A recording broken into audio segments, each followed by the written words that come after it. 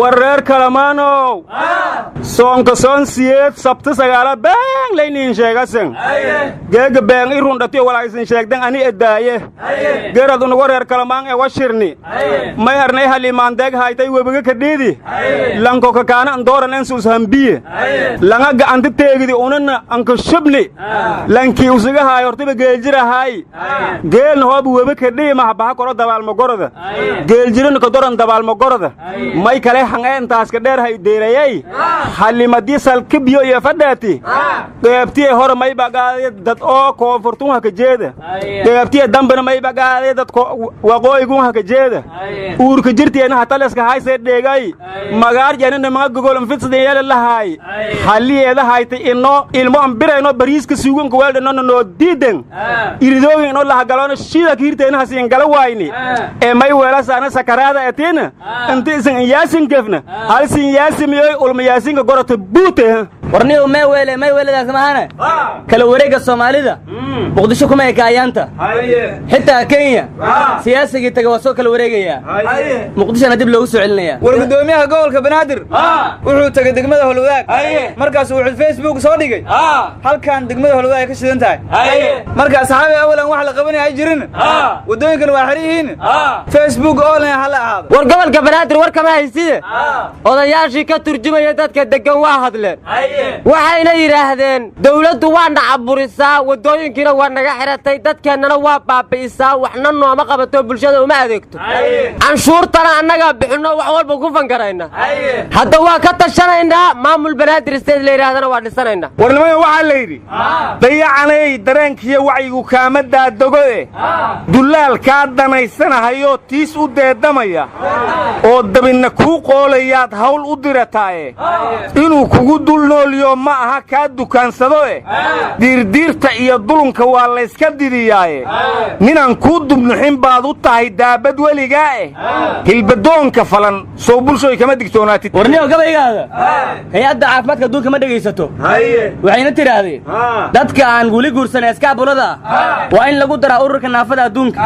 waana naafo hadda wixii ka dambeeya warwarkaada ma fahmina nin nabad inoola ka tirsanaa ayaa damcay inuu labadhikaaro noqdo markaasaa xilka laga qaaday awalna wuxuu ahaa xubin ka tirsan guddiga isgaarsiinta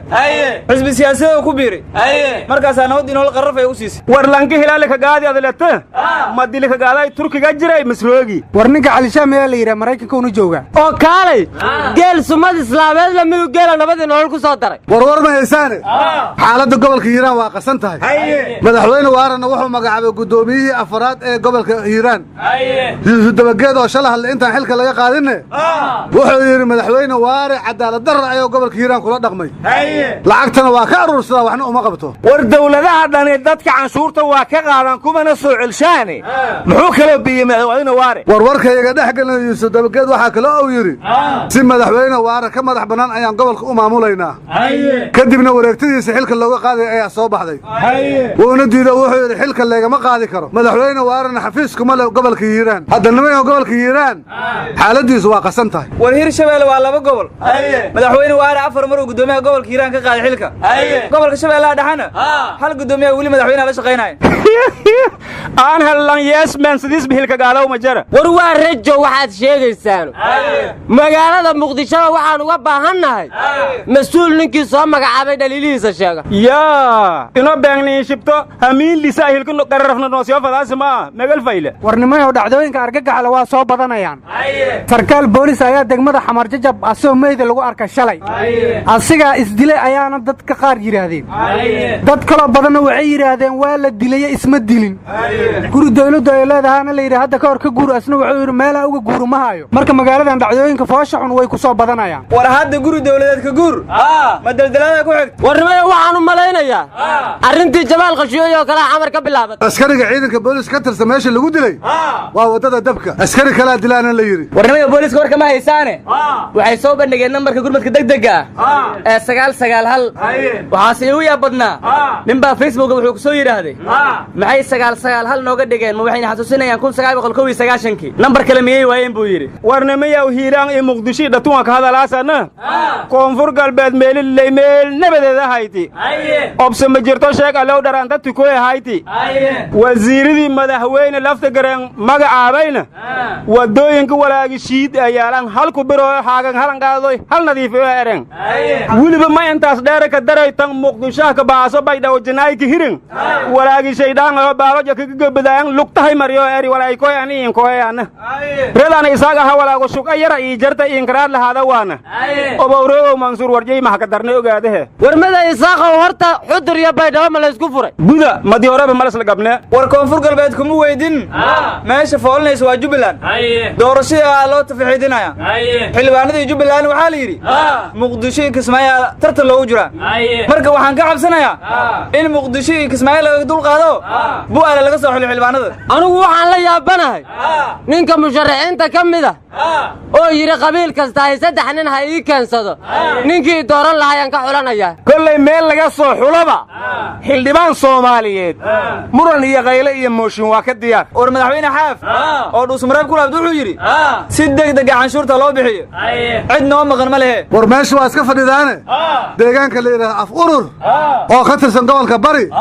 al-shabaab ayaa la wareegay war xagee ka baxday baaw shabaabku waa iska celinayna warnimada waxaan ku riyooday dawladda Kenya oo tiri Soomaaliya qaadka ka gadan mayno meeshii rabaan u doonteen war wasiirka arrimaha dibadda ee Kenya Monica Juma waxay ku riyootay ayadoo badda Soomaaliya moota iskaafa ku wado oo timaa ay dabaysho ruuxayaan war islaantaas awalay timaa islaameed ku riyootay haddana ma bad islaameed la dul mareysay ku riyootay war wasiirka arrimaha dibadda Kenya Monica haday riyooyinka badan joojiyayso wallahi waxaan u sheegayaa gabadhan laga dhigay duqa magaalada Beledweyne Mombasa la wareegtay gabarisay duq ku noqon kartaa ariya war maya waa duqda magaalada Beledweyne waryaaya waa hadal badantiin waana xigmad yartiin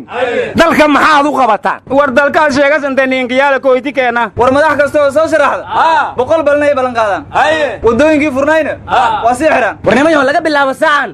waxaan mamnuucayaa daadaansiga shisheeya war walaal mamnuucsan yaalan adiib lama baasboor wadagtay waryaaya lagu kala kaxeeyo meesh Abdullah Aaw soo baxani war Abdullah Imraan laga taga cadaalad Allah idin siiyay